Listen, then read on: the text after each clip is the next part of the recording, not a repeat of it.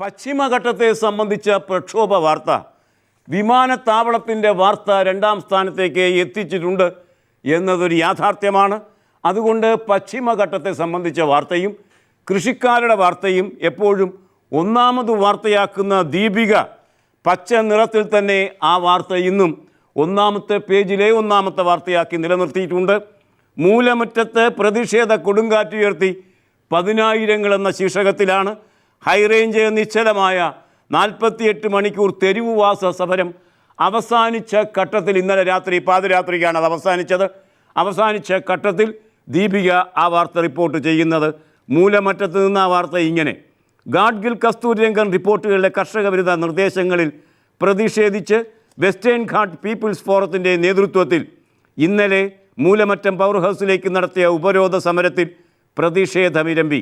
കൂടിയാലോചനകളില്ലാതെ കേന്ദ്ര വനം പരിസ്ഥിതി മന്ത്രാലയം പുറത്തിറക്കിയ വിജ്ഞാപനത്തിനെതിരെയുള്ള സമരത്തിൽ അണിചേരാൻ ജനങ്ങൾ ആയിരക്കണക്കിന് ഒഴുകിയെത്തിയ കാര്യമാണ് ദീപിക ഈ വാർത്തയിൽ നമ്മോട് പറയുന്നത്. ഇന്നലെ ഈ പ്രക്ഷോഭത്തിന് സംഭവിച്ച പുതിയ ഒരു പരിണിതിയുടെ വാർത്തയും ദീപിക ഇന്ന് ഒന്നാം പേജിൽ തന്നിട്ടുണ്ട്. പശ്ചിമഘട്ടം ലക്ഷ്യത്തിലെത്തും വരെ പോരാടുമെന്ന് KCBCയുടെ നിലപാട്. KCBC ഇന്നലെ യോഗം ചേർന്ന് പ്രഖ്യാപിച്ച നിലപാടാണ് ദീപിക ഒന്നാം പേജിൽ തരുന്നത്. അതിങ്ങനെ: ESA നിർണയത്തിൽ വിവേചനം, 24-ന് പ്രാർത്ഥനാ ദിനം. പശ്ചിമഘട്ട ജനതയുടെ ജീവനും സ്വത്തിനും ഭീഷണി ഉയർത്തുന്ന കസ്തൂരിരംഗൻ റിപ്പോർട്ടിലെ ജനവിരുദ്ധ നയങ്ങൾ പിൻവലിക്കും വരെ കേരള സഭ ഒറ്റക്കെട്ടായി ജനകീയ പോരാട്ടം തുടരുമെന്ന് കേരള കത്തോലിക്ക മെത്രാൻ സമിതി നിലപാടെടുത്തിരിക്കുന്നു എന്ന് പറഞ്ഞാൽ ആ വിഭാഗത്തിൽ ഏറ്റവും ശക്തമായ അംഗബലമുള്ള സമിതിയാണ് നിലപാടെടുത്തിരിക്കുന്നത്. അതുകൊണ്ട് തന്നെ പ്രക്ഷോഭം ശക്തിപ്പെടും എന്ന് തീർച്ച. ജയിലിലാണെങ്കിലും ഇനി മത്സരിക്കാം. ഏതെങ്കിലും നിലവാരത്തിൽ ശിക്ഷിക്കപ്പെട്ടാൽ മത്സരിക്കാനാകില്ല, അതങ്ങനെ നിലനിൽക്കുന്നുണ്ട്. എങ്കിലും ജയിലിലാണെങ്കിൽ മത്സരിക്കാമെന്ന നിലയ്ക്ക് സുപ്രീം കോടതി ചില മാറ്റങ്ങൾ അവരുടെ മുൻ നിലപാടുകളിൽ വരുത്തിയതാണ് ദേശാഭിമാനി ഒന്നാം പേജിൽ തരുന്നത്.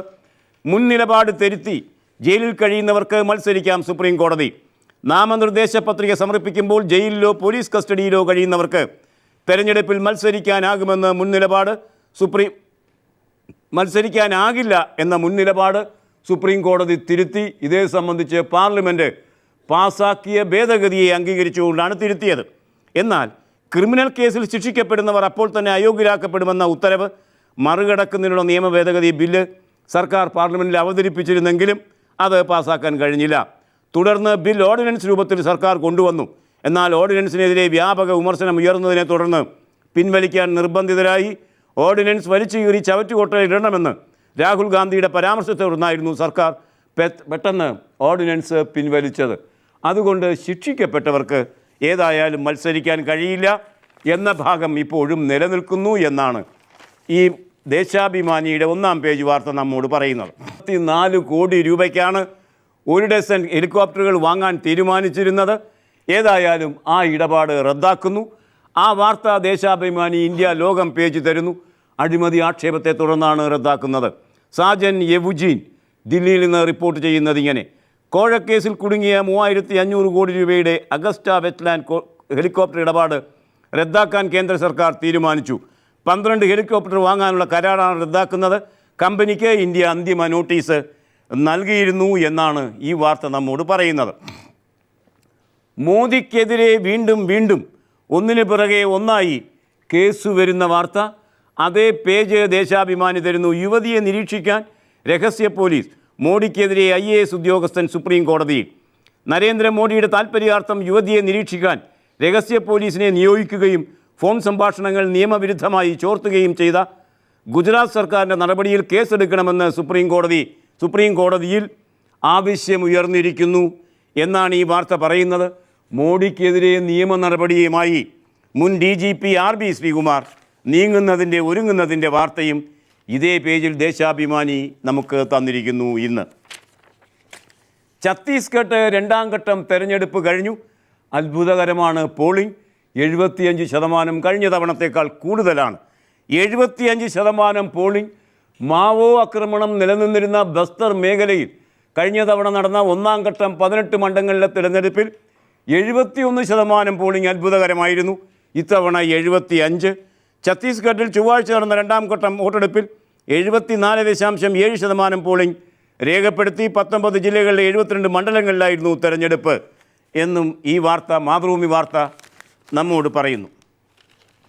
രാജ്യത്തെ ആദ്യത്തെ മഹിളാ ബാങ്ക് ഇന്നലെ ബോംബെയിൽ ഉദ്ഘാടനം ചെയ്യപ്പെട്ടു. ഉദ്ഘാടനം ചെയ്തത് പ്രധാനമന്ത്രി മൻമോഹൻ സിംഗാണ്. വലിയ കൊട്ടിഘോഷങ്ങളോടെ ആ വാർത്ത എല്ലാ പത്രങ്ങളും റിപ്പോർട്ട് ചെയ്തിരിക്കുന്നു. വാർത്തയുടെ പ്രാധാന്യം മുൻനിർത്തി മാതൃഭൂമി അത് 1-ാം പേജിൽ തരുന്നത് കാണുക.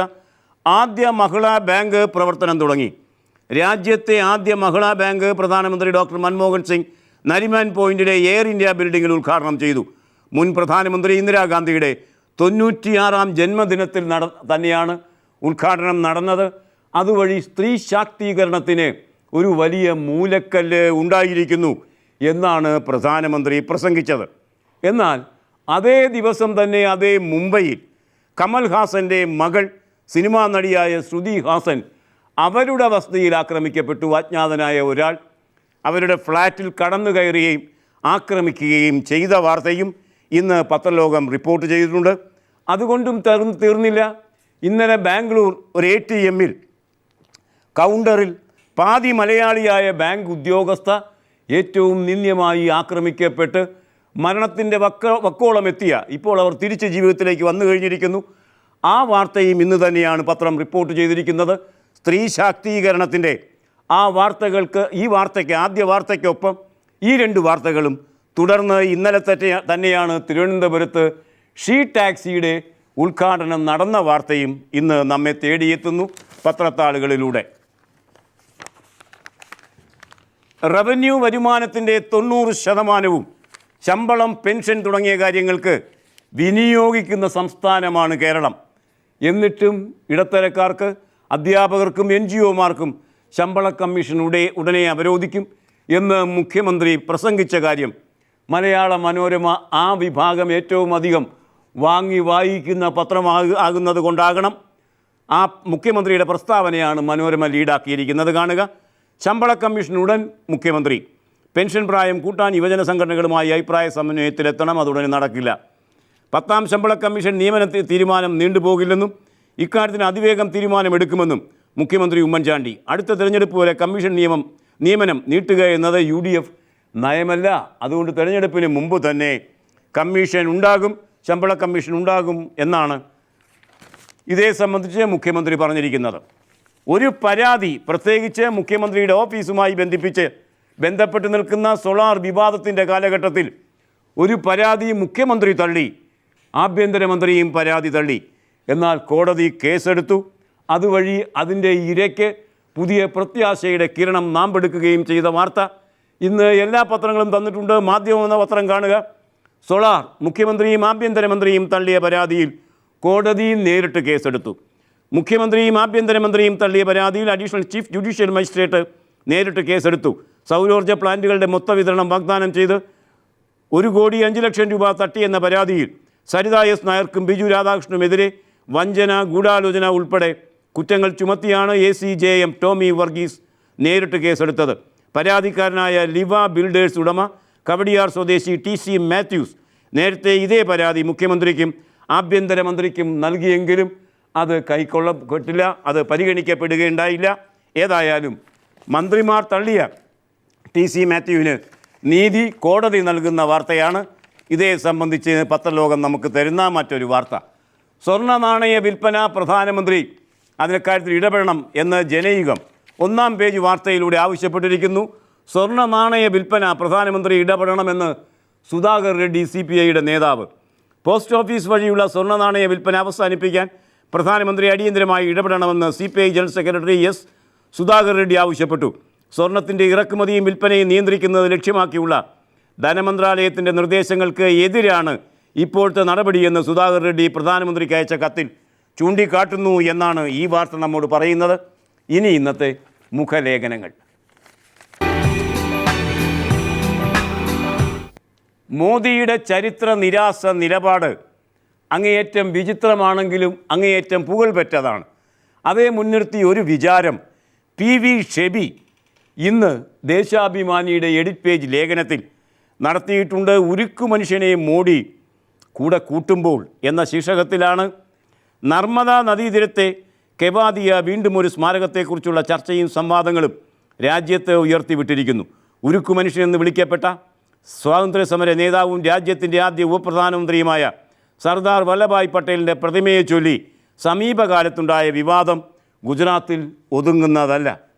മോദിയുടെ യഥാർത്ഥ മനസ്സിലിരിപ്പ് ചരിത്രത്തിൻ്റെ ഒരു നിരാസവും പുതിയ ഒരു ചരിത്ര സങ്കല്പത്തിൻ്റെ രൂപീകരണവുമാണ് എന്ന് PV ഷെബി വാദിക്കുന്നത് കാണുക. ഗുജറാത്ത് എന്ന് കേൾക്കുമ്പോൾ ആദ്യം ഓർമ്മ വരുന്നത് പട്ടേലിൻ്റേതല്ല, ഗാന്ധിയുടെ പേരാണ്. ഒരു പ്രതിമയുടെയും പൊലിമയിലുണ്ടായതല്ല മഹാത്മജിക്ക് ഭാരതീയ മനസ്സുകളിലുള്ള പൂജിത സ്ഥാനം.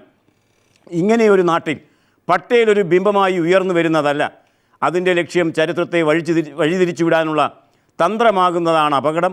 പ്രാഥമികമായി അതിനെ തിരസ്കരിക്കുക എന്നതാണ് ഫാസിസത്തിൻ്റെ രീതിശാസ്ത്രം. ആ രീതിശാസ്ത്രമാണ് മോദിയുടെ ഈ കുൽസിത പ്രവൃത്തിയിലൂടെ പുറത്തേക്ക് വരുന്നത് എന്ന് ഈ ലേഖനം വാദിക്കുന്നു. ഇനി ഇന്നത്തെ കാർട്ടൂൺ.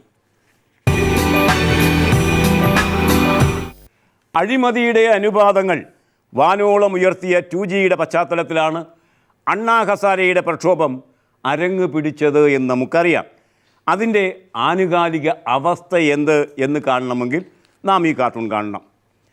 അഴിമതി വിരുദ്ധ യുദ്ധത്തിൻ്റെ പൊന്മുട്ട വിരിഞ്ഞ് ആം ആദ്മി പാർട്ടി സ്വന്തം ചിഹ്നമായ ചൂലുമായി തെരഞ്ഞെടുപ്പ് മത്സരത്തിൻ്റെ നഭോമണ്ഡലത്തിൽ എത്തിക്കഴിഞ്ഞിരിക്കുന്നു. താഴെ കാണുക ഇതികർത്തവ്യത മൂടനായി നിൽക്കുന്ന അണ്ണാ ഹസാരെയെ ചേർന്ന കാർട്ടൂൺ. കേശവാണ് ഇന്ന് ഹിന്ദുവിൽ തന്നിരിക്കുന്നത്. ഇനി ഇന്നത്തെ ചിത്രം.